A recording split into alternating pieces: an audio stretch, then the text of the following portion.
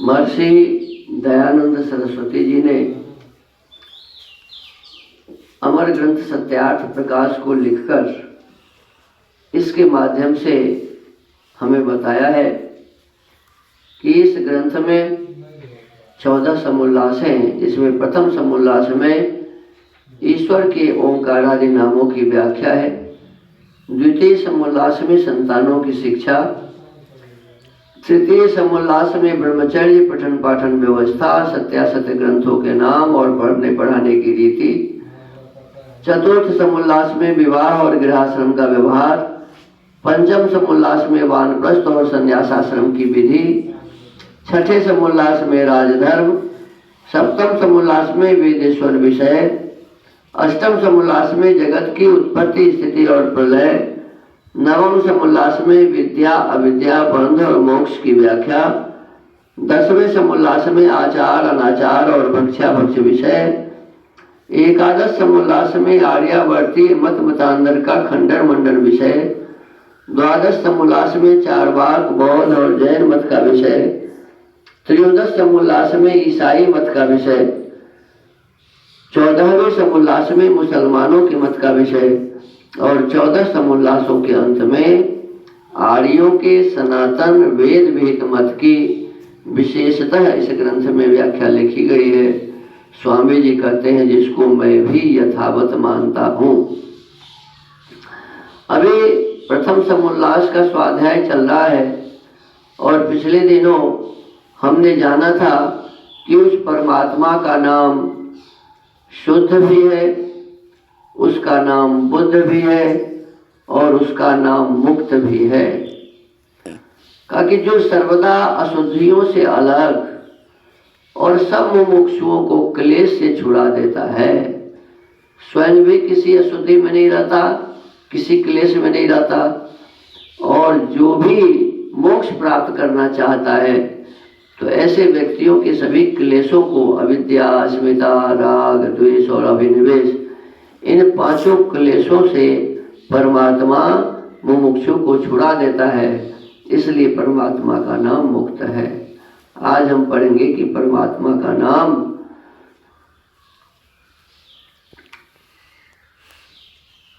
नित्य शुद्ध बुद्ध मुक्त, एक साथ तीनों का इसमें वर्णन आया है। अतएव नित्य शुद्ध बुद्ध मुक्त स्वभावो जगदीश्वर, इसी कारण से परमेश्वर का स्वभाव नित्य शुद्ध बुद्ध मुक्त है। माने परमात्मा को नित्य कहा क्योंकि जो निश्चल अविनाशी है सो नित्य है। फिर कहा कि जो स्वयं पवित्र, सब अशुद्धियों से पृथक और सब को शुद्ध करने वाला है, इससे ईश्वर का नाम शुद्ध है। और जो सदा सबको जानने हारा है, इससे ईश्वर का नाम बुद्ध है। और जो सर्वदा अशुद्धियों से अलग और सब मुमुक्षुओं को क्लेश से छुड़ा देता है, इसलिए उसका नाम मुक्त है। तो तीनों को सब जब हम चारों को एक साथ कहेंगे तो परमात्मा का नाम हो गया नित्य शुद्ध बुद्ध मुक्त। अब आगे परमात्मा का नाम निराकार कहा है। निर और आंग पूर्वक डू क्रिय करने, इस धातु से निराकार शब्द सिद्ध होता है। निर्गत आकाशा आकारात स्वनिराकार, जिसका आकार कोई भी नहीं और न कभी शरीर धारण करता है, इसलिए परमेश्वर का नाम निराकार है। देखिए परमात्मा का नाम इसमें बताया कि वो निराकार है, माने उसका कोई भी आकार नहीं है। जैसे परमात्मा इतना लंबा है, इतना चौड़ा है, इतना मोटा है, ऐसा नहीं कहा जा सकता। परमात्मा अंधेरे माँ के गर्भ कोठरी में रहता हुआ हमारे इस शरीर की रचना करता है, तो वहाँ सूक्ष्म से सूक्ष्म है। और संपूर्ण संसार में जो भी पदार्थ है सबको परमात्मा धारण किया हुआ है, तो ये बड़ा से बड़ा है। तो परमात्मा किसी खास आकार वाला नहीं है, इसीलिए उसको कहते हैं निराकार, जिसका कोई भी आकार नहीं है। इसलिए परमेश्वर का नाम निराकार है। वह परमेश्वर कभी भी कोई शरीर धारण नहीं करता। ये जितने भी लोग कहते हैं कि ईश्वर बन गए शुकर अवतार, ईश्वर बन गया माछ मत्स्य अवतार, ईश्वर बन गया राम विष्णु अवतार, ईश्वर बन गया कृष्ण ये भी विष्णु अवतार। इस प्रकार से लोग अनेक प्रकार के शरीर वाला ईश्वर को मानता है। वेद में लिखा हुआ है कि ये सब मानने वाले गलत हैं, क्योंकि बिना जन्म लिए ही परमात्मा सूर्य बना दिया, बिना जन्म लिए ही परमात्मा चंद्रमा और पृथ्वी बना दिया।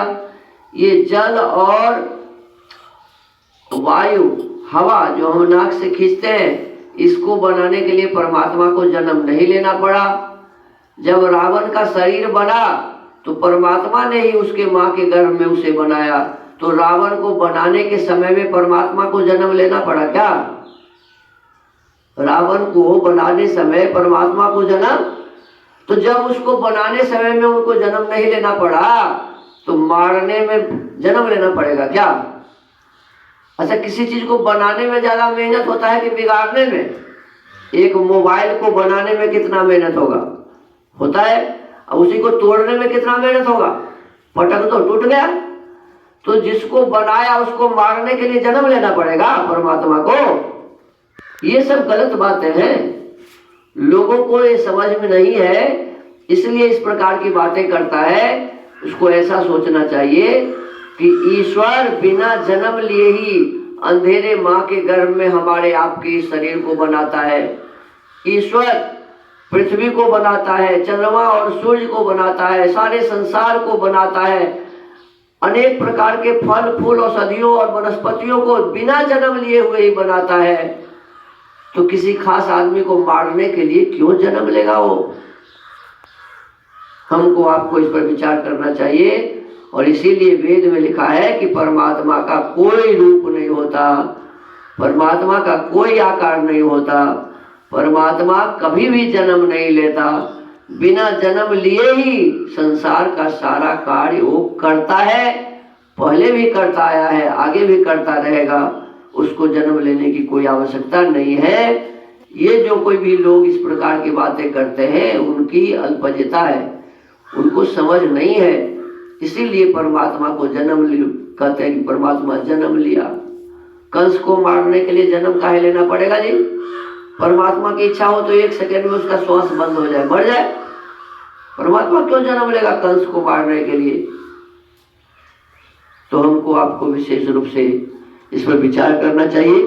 तो ये आज हमने पढ़ा कि परमात्मा निराकार है, उसका कोई भी आकार नहीं है और वह कभी शरीर धारण नहीं करता है, इसीलिए उसको निराकार कहते हैं। इसी के साथ आज के स्वाध्याय के क्रम को यहीं विराम देते हैं। ओम।